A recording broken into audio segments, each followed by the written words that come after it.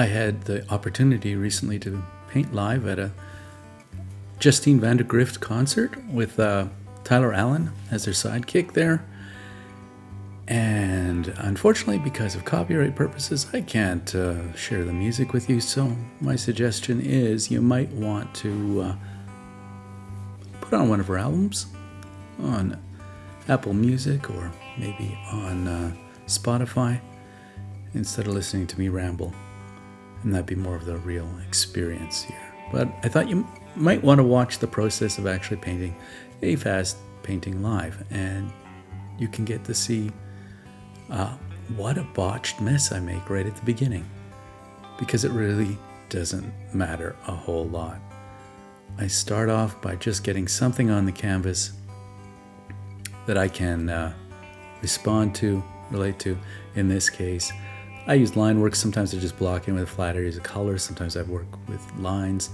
But I think all in all here, I'm trying to decide. I've got a pretty small canvas, smaller than I'm usually using when I'm painting live at a concert. And I'm going, if I paint them small enough to include the instruments, it's going to be too small. So I decide, I think, I'm going to do her head. But then as I'm painting her head, I realize, well, that's still too small on the canvas. It's just really not occupying much of the space, and I'm going to be ending up with mostly background. So here I'm trying to enlarge it a little bit, step by step. The colors really don't matter. Oh, and I'm having technical difficulties. Oh, yeah, well, that happens all the time, especially when it's windy and your paper roll just wants to keep falling on the ground. I should cut this stuff out, but I probably won't, because that's the reality of painting outdoors.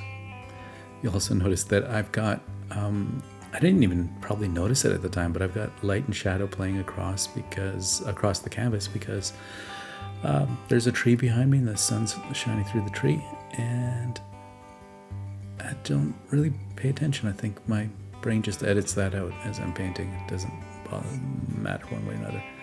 So here I'm just kind of blocking in a loose skin tone. I'm going to keep this painting really fresh. It's going to be about the marks, the brush strokes, and I'm painting from quite a distance, and my eyesight isn't that great. So to paint this detailed or that size of portrait, I'm not going to get the details too much. I'm going to be keeping it loose. The other thing too is painting from that distance. Well, they're also behind a microphone. The two singers, their mouths are behind the microphones just about the whole time, and they're moving the whole time. And so I'm just gonna have glimpses and moments, and in the end I may not get it entirely right. There's even a possibility that I could take this painting afterwards, look up some photographs of them, and get a few of the details changed, especially the shape of their mouths or where its mouth is placed or their nose, or the things that I couldn't see very well from the distance. So I'm getting her big hat in there, but it's just not the right shape, but I'm not worrying about that for now. I'm just getting something in there, the sense that there's a hat, there's a face, there's hair, and all of this is kept loose enough to keep working at it. And now I'm just going to start to define the edge of the face a little bit using the background, painting in the negative space. And it's actually going to be far more accurate than when I was painting the positive space. Already, it's going to start to define that space a little bit better. I'm not going to worry about the color. That's going to change over time. It's acrylics. I'm painting with acrylics. They dry really quickly, and I can work over them again and again, and I'm going to depend on that. I'm going to be pushing lines in and out. Now here's something I don't usually do, but I guess I just wanted to kind of define where, oh, that's way too low. I can tell even now, and I think I knew it right away. It's kind of messy and low, and just didn't get that right. Yeah, the eye line is not bad. The nose is okay where it is. It's not very well defined. But sometimes I'll just either block in areas or I'll put in a few semi-details that'll kind of give me an idea of where something is so that I can paint the colored brush strokes around that. And for now, my brush strokes are fairly flat and fairly I'm covering large areas using the same colors, but I'll start to break it up and include more colors in each brush stroke as I go. I'm not worrying a lot about Tyler at this point. I'm mostly painting Justine, and there's a couple reasons for that. Typically, I would try and get something blocked in right across the canvas, but the fact is that he was changing positions. He was at times sitting down at his steel guitar. Sometimes he was stepping away, and sometimes he was stepping up close to the microphone and when he was singing. So I wasn't quite sure of his proximity or how I would want to include him, what the posture would be. So I decided to just leave that till later on. So sometimes you just deal with what you got in hand and let other problems solve themselves in time. It might be a bigger problem because you haven't got it fully integrated into the painting as you're going. Here I'm just blocking in a few of the highlights in the face. I'm just starting to define the structure of it a little bit. And I think I'm realizing that, okay, I would need some hair in there between the face and the hat, and that's probably going to push the whole brim of the hat up and into a different position and shape.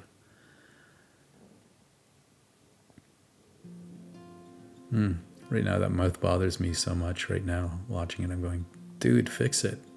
Get in there.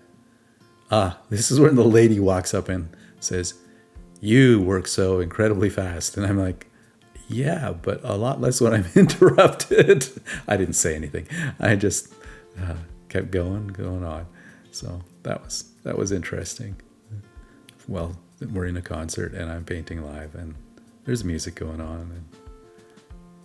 But yeah, I guess I'm working pretty fast and people aren't used to seeing that. What I'm looking at the timer right now and we're only 7 minutes in, and I probably didn't start till about 30 seconds into that. So yeah, this is not bad for being 5 minutes in. The fact is that I've got a lot of experience painting things in a very short period of time. To me, this is a fair, I've got an hour in this concert. I was painting in concerts all summer long, and they're typically about an hour long. And so it's actually kind of a long time for me because I'm used to challenges like I do fundraising portraits where they raffle off tickets and pick somebody out of the audience, and I have 15 minutes timed exactly in order to paint their portrait really large, like 3 foot by 4 foot. And I've been doing that for quite a few years. And then where this all came from, though, all the fast painting, I think, I certainly didn't start fast. It came from teaching, I think, and where I'd always be painting demonstrations for students, and I didn't want to take up all of their painting time. But I think it's very important for them to watch the process because it'll get them over their jitters really quickly when they see someone else making a mess and then pulling it back, that there's no problem with going ahead making a mess. And so in doing those demonstrations, I often do those in anywhere from 10 to, a really long one would be 20 minutes. And so that experience of doing that many times over the years, I think just got me used to the idea of jumping in, making a mess, and then spend the rest of the time fixing it. Why not?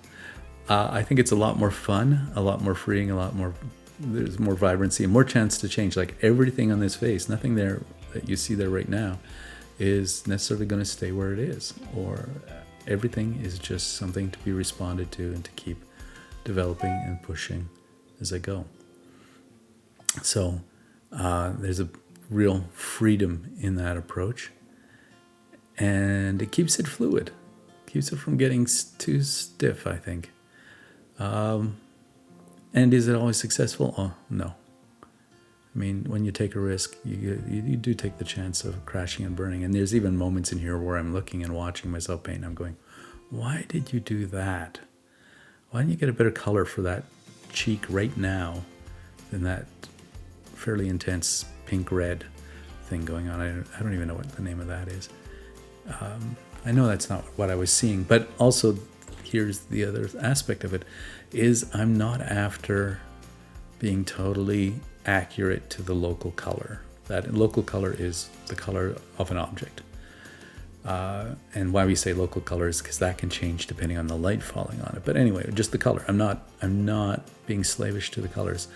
I think my own approach often is I like to stay true to shapes, especially with people. I'm not much into distorting the shapes, although I should explore that too. I probably will sometime soon. But while I might keep the shapes fairly accurate, relatively speaking, oftentimes the colors give room for experimentation. And I'll take certainly hints from what's there and then just push it.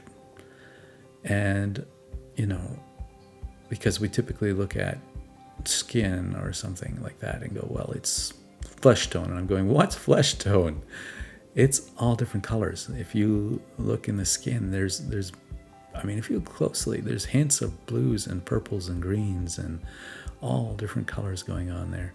And certainly in daylight, the shadows might be quite a bit cooler because you have the sun illuminating with yellowish light from one direction, and you have the shadows basically illuminated by the sky, which is blue.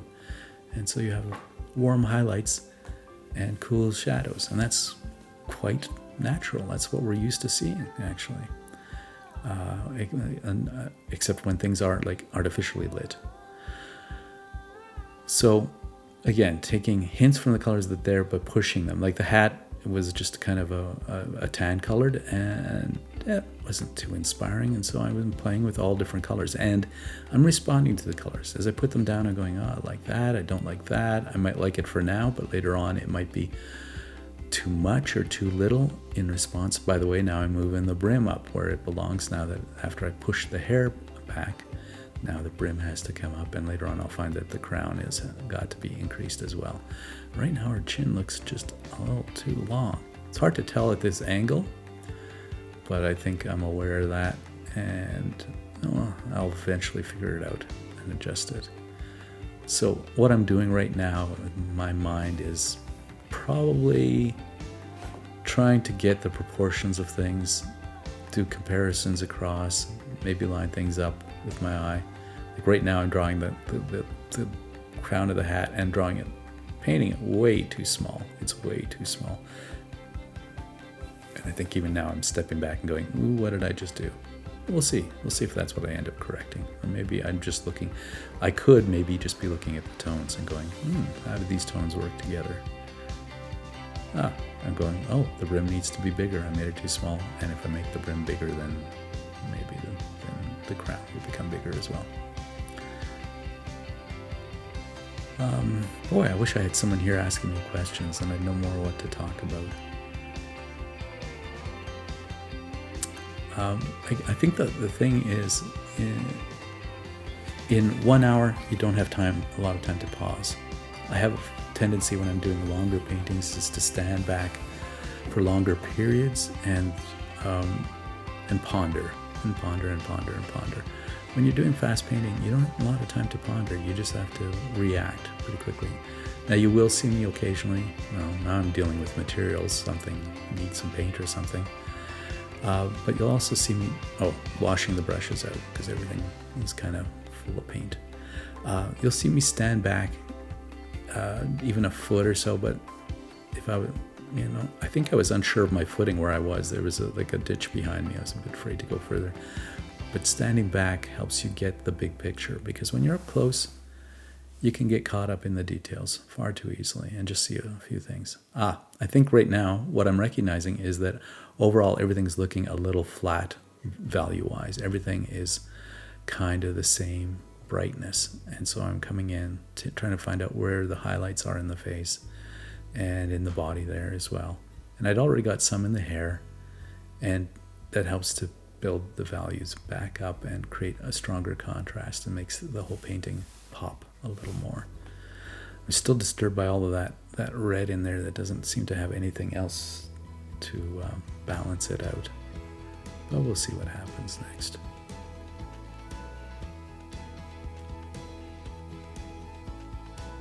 Okay, where are we headed next? Oh, okay.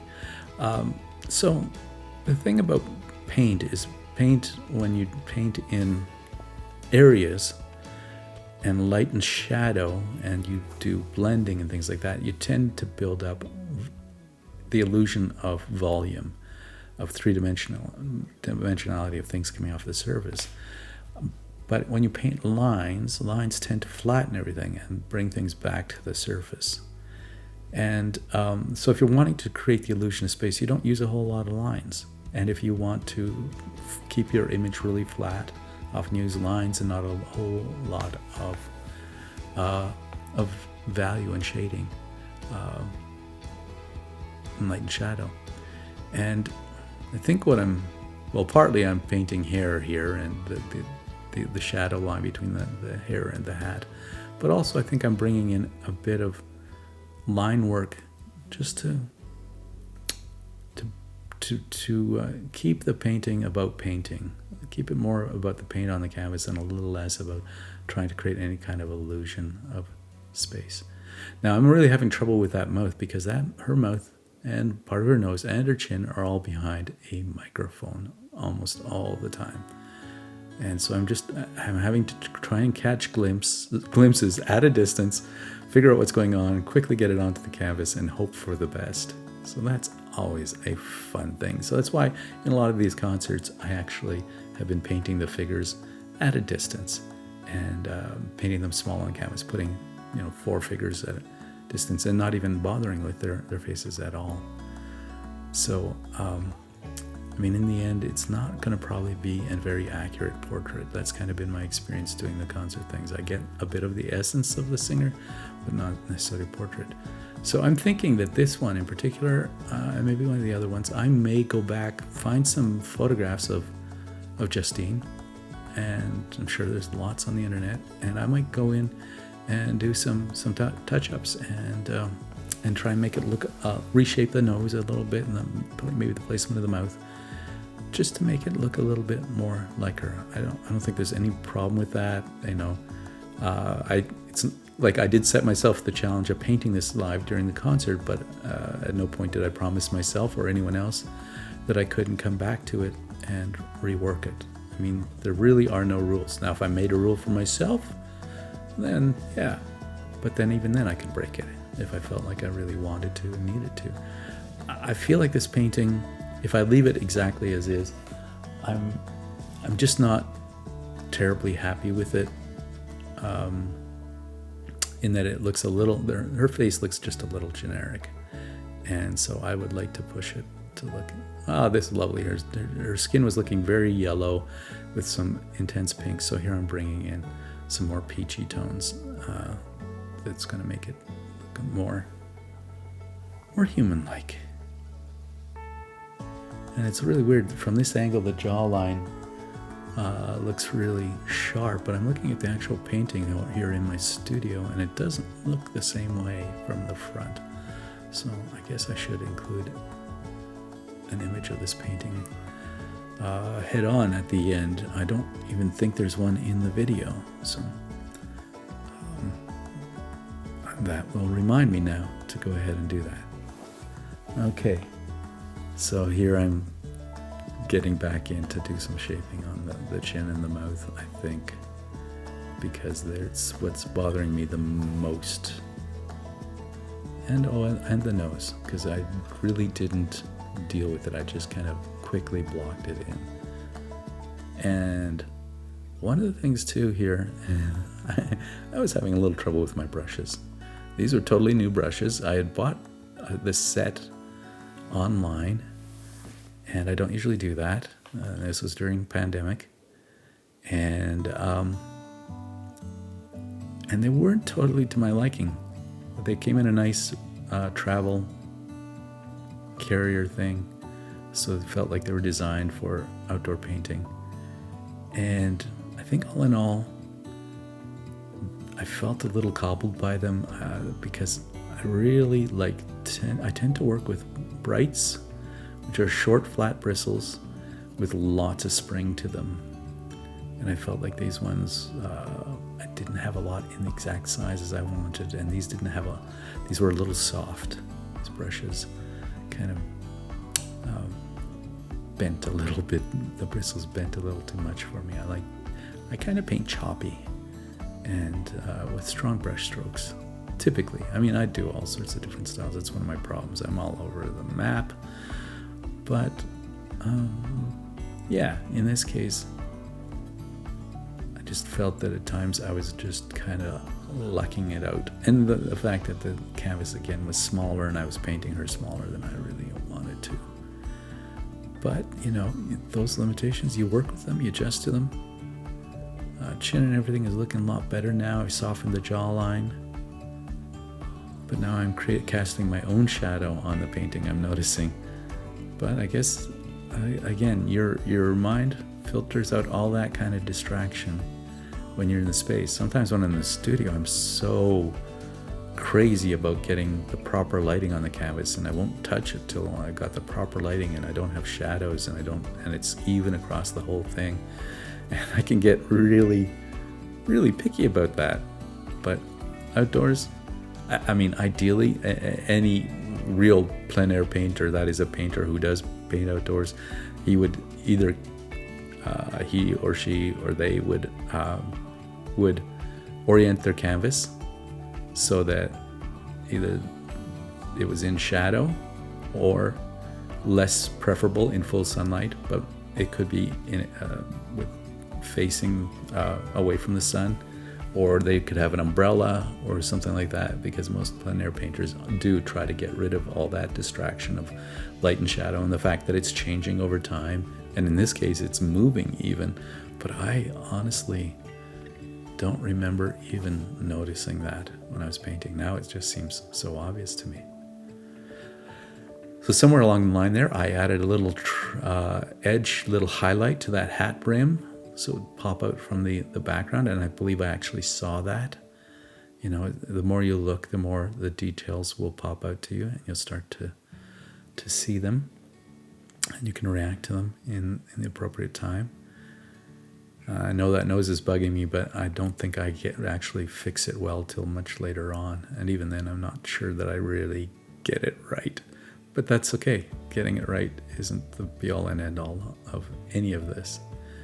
I think it's often just as much about the process, about the experimentation, about diving in and playing and discovering.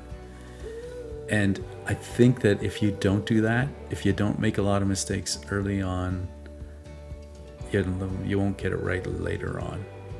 You have to go through that process. You have to pay your dues. You have to make your mistakes. And if you're too timid to, you know, try and, like if you, say, walked into this situation, you carefully drew it as carefully as you could, and then you kind of did paint by number, you would develop less skill, less adaptability, and over time, I don't think you develop the what it takes to paint quickly something live. Let's look at the timer now. 23 minutes in, and we're about halfway there, and I still haven't touched the right side of the canvas. What are you thinking, boy? I'm blocking in things like teeth, things I definitely only get brief glimpses of, so I'm taking my chances there too.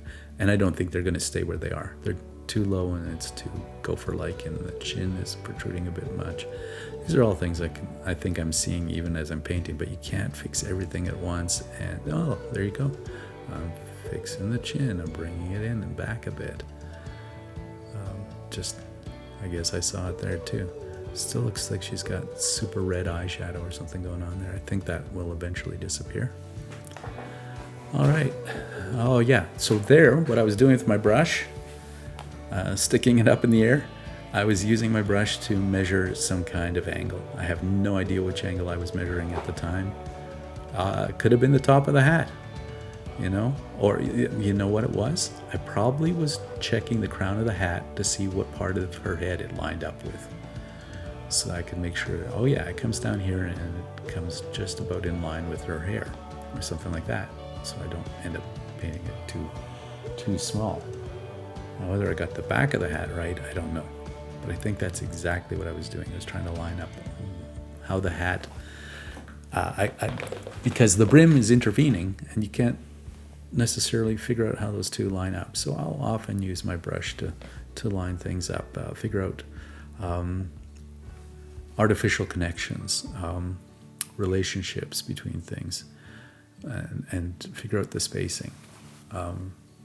Yeah, so you can do it with your finger or if you're drawing with a pencil, so it doesn't have to be your brush. Oh, I've got my good old Zevia there. Same stuff I'm drinking tonight. Oh, if you hate stevia, you won't like this stuff. But I pretty much, I like stevia. I've gotten used to it. Okay, we're going to tackle that mouth. It's looking a bit pinched for a singer. I think it's going to have to be a bit more open, depending if that's the moment I caught her. And, you know, I think as far as the eye goes, I think that might have been all I did. I really didn't want to overwork it. I couldn't see a whole lot of detail, so I figured a couple of dark lines was all it would take. More hair, yes, realizing that her hair is coming down further, and I'd cut it too short. I keep glancing over at the painting that's over here beside me as well to compare the two, to see where it ended up. And yeah, I can see ahead to where things are going. So I think at this point I'm fairly happy with the top part of her face. I think the hat and the brim, and most of the hat is just blocked in, and I'm still playing with color and I'm still trying to decide. I think at this point it's too bright, the colors in the hat, and they're stealing focus from the face, and I'm gonna in the end have to reduce the saturation there and find a happy medium, a more minimal tone, so that the face will grab most of the focus. Right now it still does, partly because of the details, because of the more intricate shapes, and certainly because of the lightness of it. And then the contrast line between the front of the face and the dark background is an attention grabber. But then you got those fairly bright yellow, blues and greens and reds and oranges and everything happening in the hat, and they want to fight for that attention, and there's nothing to balance them out elsewhere in the painting. I think I might finally be realizing that that blob of red there is not working. It's not doing a whole lot for anything.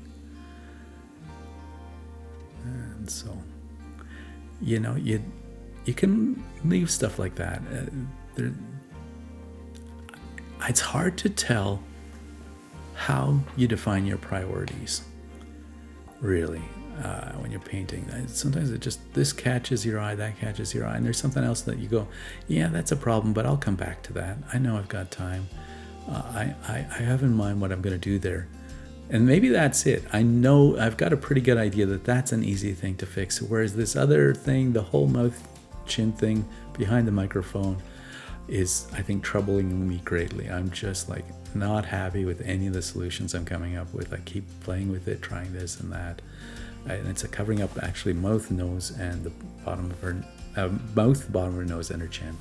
And I'm just having to make up far too much stuff there, even at that distance. It's amazing how you can, even at a distance, even with relatively old eyes, still get a fairly good view at a distance. I think partly it's the psychology of the human brain. We're built to respond to connect to recognize faces, and we can do it even if they're half shaded, if they're partly obscured. At a huge distance, we're fashioned that way. It's like we have super binocular vision that takes us in to a face, even when we're at some distance from it. Okay, let's see if I can get something going on with the no, that mouth is still too puckered, man. You're gonna have to open it up a bit. Let's see if this is when you get to it. So I still see the hair is just loosely blocked in. That's gonna have to be worked on. The hat is a color problem. The whole right of the canvas is empty.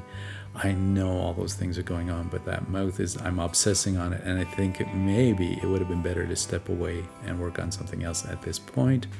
But I think I still felt I got a lot of time. Oh, and guess what? I'm starting to open up the mouth a little bit, and it doesn't have nearly as pursed a look. Okay. That's a big improvement with just a couple of brush strokes. And that's another lesson to be learned, especially in portraiture or figurative work. Sometimes it's the tiniest of adjustments and details that can make all the world of difference. I mean, I can't tell you how many times I've painted a portrait of somebody and it looks like a person, but it doesn't quite look like that person. And then I'll come in and I'll tweak an eye. I'll just tilt an eye a little bit, or I'll adjust the spacing between the eye and the eyebrow, or I'll adjust the width of the nose, or just the put a little bit of a smirk into the smile, and suddenly, oh, and sometimes it's a whole series of those little details, a whole series of those tiny little adjustments that in each one you get, oh, that's close. And then you'll go, oh, that's about as close as I can get. And then you'll do another one and you'll go like, oh, well, now they're showing up. And it's amazing. And that's why I always come away from these ones just a little bit disappointed, because I'm having to make stuff up and I'm not close up and I don't have time with a still model to tweak those kind of details and get them just so. Right. Even if I'm keeping the paint loose, even if I'm keeping the brushwork loose, even if I'm keeping the colors loose, I can still get the shapes accurate and find that portraiture method. And of course, you can also, and this isn't necessarily my style, you can distort the shapes, you can caricature them, you can stylize them, go Modigliani and make them all stretched out or whatever, and still have a very telling portrait of a person, of a personality. That's just not exactly what I'm about, I think, at this point. But like I said, there may come a time when I need to experiment and play. And of course, there's times to hydrate when you're painting in the hot sun. And I think by this point, I'm sweating profusely. And even though it's not terribly hot, it is still somewhat hot. And I'll tell you, this process for me is intense. I mean, hey, I'm not running, but the fact is that the brain, using your brain, can be a very energy sapping exercise. Your brain uses up a lot of energy, and believe me, this is one of the most concentrated uses of my brain, at least in my life. I mean, I do technical computer things and everything else as well. Oh, just brought a little shadow there to the jawline and really created a lot more dimension and got it to pop out. That, I think, again, is something I knew I could do later on, and it would only take a couple of seconds. I'm finally going to tackle Tyler. I guess I'm sort of satisfied with her, and I realize I better get this guy, Tyler Allen, in here too. And he's got this like magnificent hair, which at this point is draping down everywhere. And I think too is I'm going, in my mind, I'm going, I think I'm going to keep him a lot looser. Maybe he'll just be washes. The paint on her, and partly that's going to have to be if I get it quite accurate. Then I won't have to overwork it and use opaque paint and keep adjusting it. So that's kind of maybe a bit of wishful thinking, but at the same time, when I'm this far into the painting, I think maybe I'm also feeling a little more confident that all that I put into her has kind of given me a bit of confidence. It's given me, okay, I know what she's about. I had to figure that out. Now he's going to be counterpoint to her. Now, the offside of if I just do him all washy is, will it look like two different paintings? And how to make the two relate and connect. And I think I'm aware, right now in my mind, I'm going, okay, I kind of like this washiness, but how is that going to relate? And I think what I bought into is that there was some washiness in the background and in her shoulder and up above, that thinner paint, and that I could kind of work a combination, and that I would gradually build up him with some detail, not a lot. I wanted to keep him secondary and feeling more in the background. And you'll notice that the scale of him, I probably exaggerated that.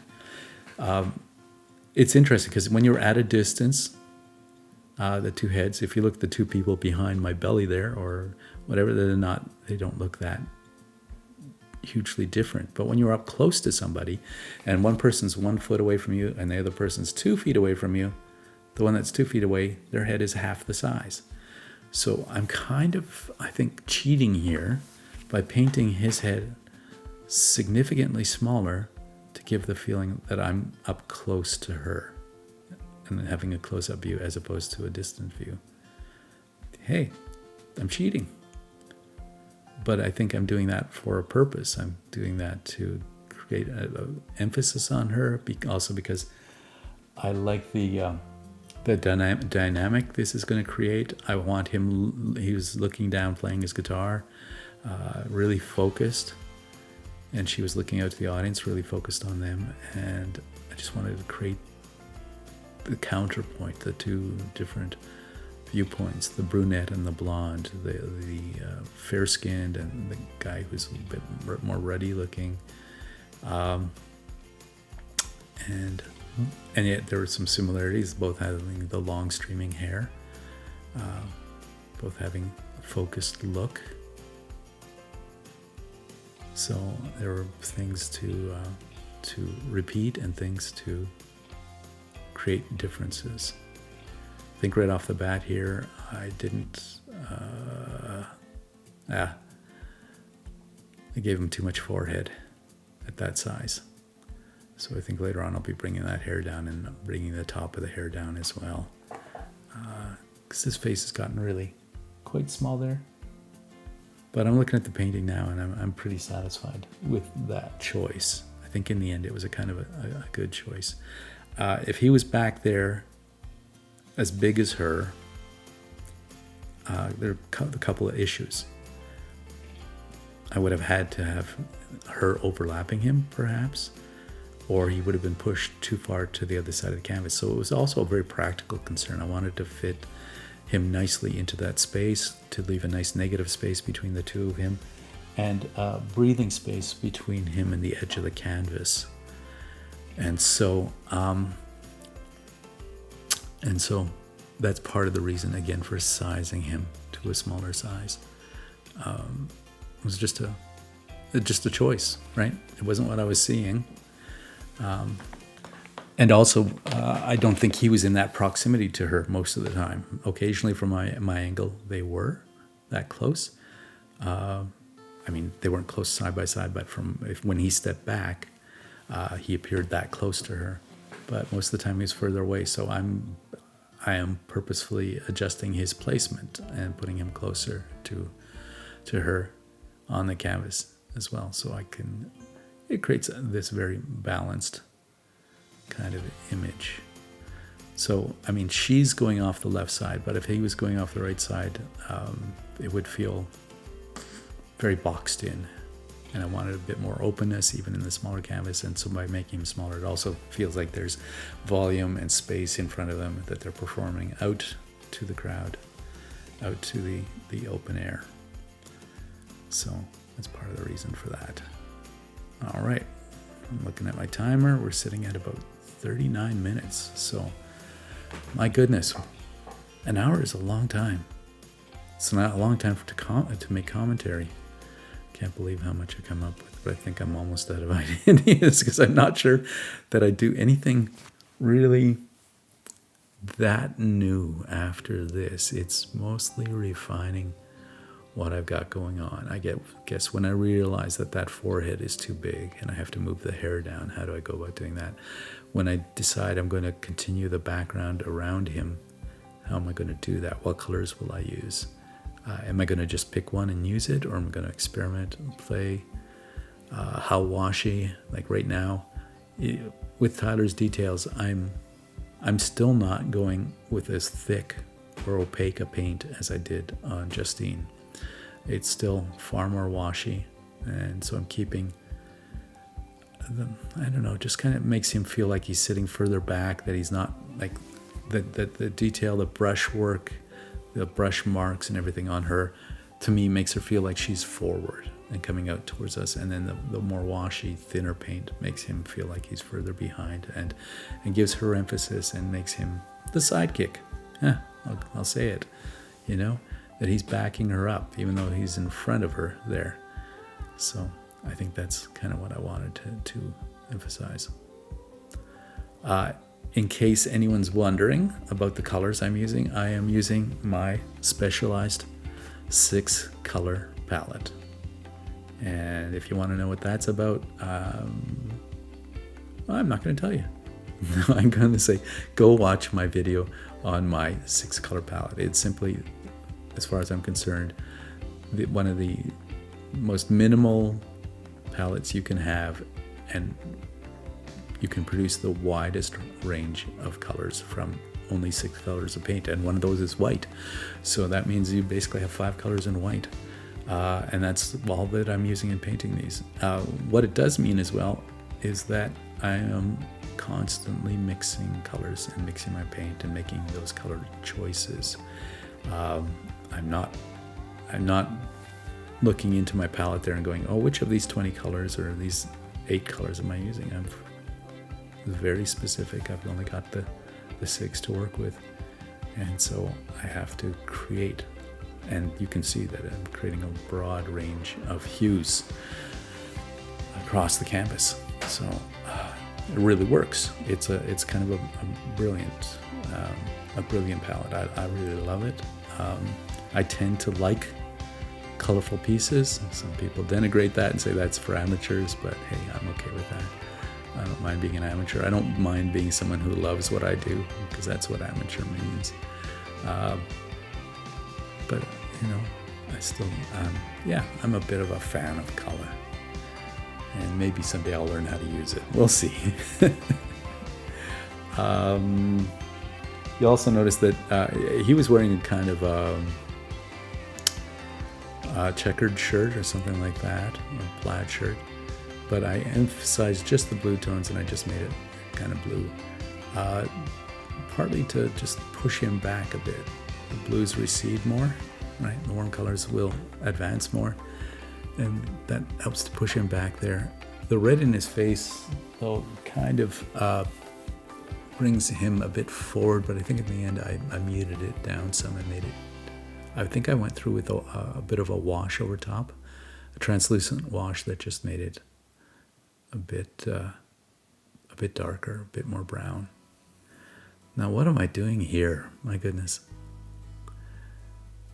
So having like a magenta in the background, it might not be a bad thing. Oh, and I think, here I decided, there's foliage behind him. He's actually, I can see past him to the side of the stage. So he's obviously a little ways away from her, because there's no foliage near her on the stage. And I thought, well, it's an opportunity to bring some green in. And I tend to not paint with a lot of green, partly because I don't do a lot of landscape, and then I just don't use green. And I think I need to work a bit more. And I actually just wanted to experiment and play with it a little bit, to bring in the sense of this being outdoors and in nature.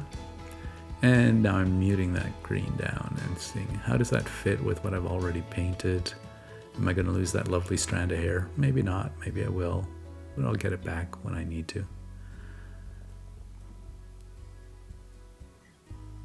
But oftentimes when you throw a color somewhere, in the end, it may not end up being the color you use, but oftentimes it ends up being a bit of an underpainting, and it can peek through that magenta that I threw up there earlier on. I think most of that disappears later on, but it still ends up giving a bit of a warmth between the two of them, and a bit of, emotional connection. I'm not quite sure what color does all the time. I don't think anyone does, and I think, you can't predict. And even as a painter, so much of it in the end, it's not premeditated. It's so much in the end is the result of experience and trial and error, and often discovery after the fact, and interpretation after the fact, and going, oh, why does that work? Why doesn't that work? And while you're painting, it's often far more visceral. It's just like your brush and your eye and the paint all say, no, fix this. I had someone once, a long time ago, say to me, they said, how do you paint like that? How do you, and I was doing, I think, a lot more realistic painting at the time, and they were going, how do you paint without making mistakes? My answer was, it's all mistakes. I just keep the good ones and paint over the bad ones.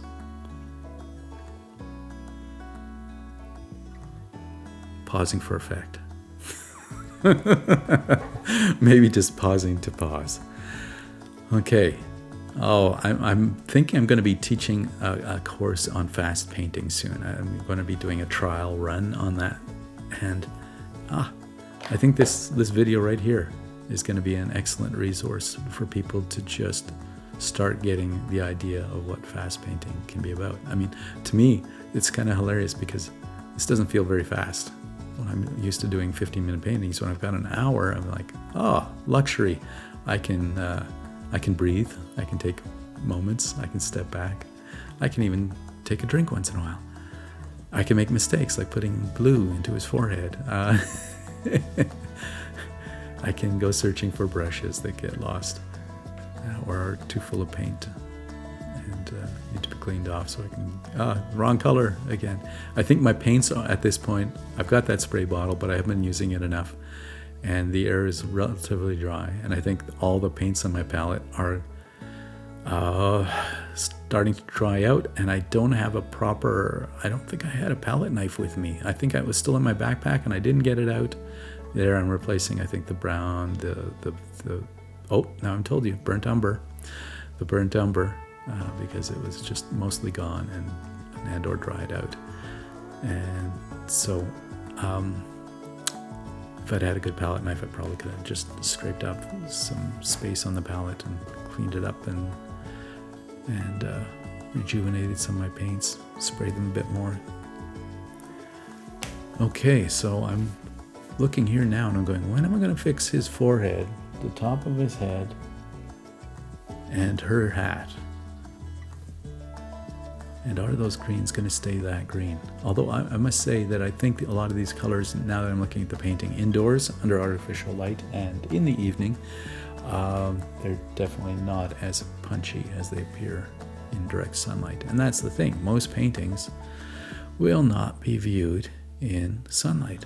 Not for very long, at least, and maybe if you're doing a street market or something, but they're going to be seen in a different kind of light. So what can, potentially look a little too strong, a little overwhelming color-wise, in this case, may, under artificial lighting, depending on the situation. I mean, if you're in a brightly lit room with lots of windows, it won't look quite as different, but what if you're in a more dimly lit room, or you're looking at the paintings under candlelight or whatever, they're going to look differently.